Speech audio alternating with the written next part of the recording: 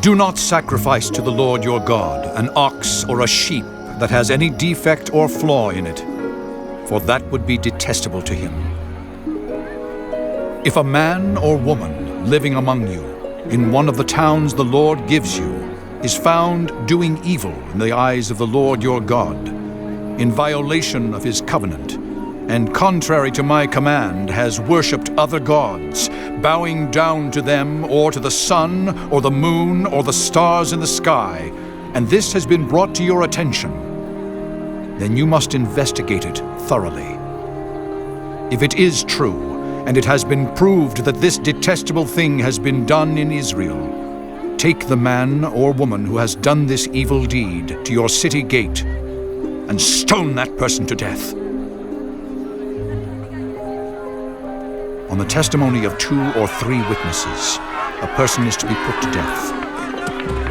But no one is to be put to death on the testimony of only 1 witness. The hands of the witnesses must be the first in putting that person to death, and then the hands of all the people.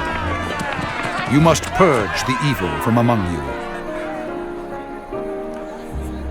If cases come before your courts that are too difficult for you to judge, whether bloodshed, lawsuits, or assaults, take them to the place the Lord your God will choose.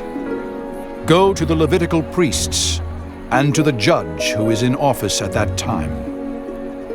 Inquire of them, and they will give you the verdict. You must act according to the decisions they give you at the place the Lord will choose. Be careful to do everything they instruct you to do. Act according to whatever they teach you and the decisions they give you. Do not turn aside from what they tell you, to the right or to the left. Anyone who shows contempt for the judge or for the priest who stands ministering there to the Lord your God is to be put to death. You must purge the evil from Israel.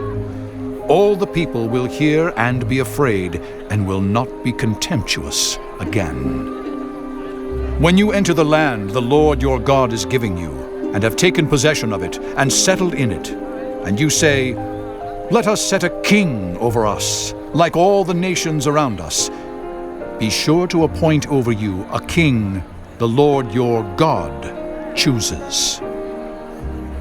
He must be from among your fellow Israelites. Do not place a foreigner over you, one who is not an Israelite.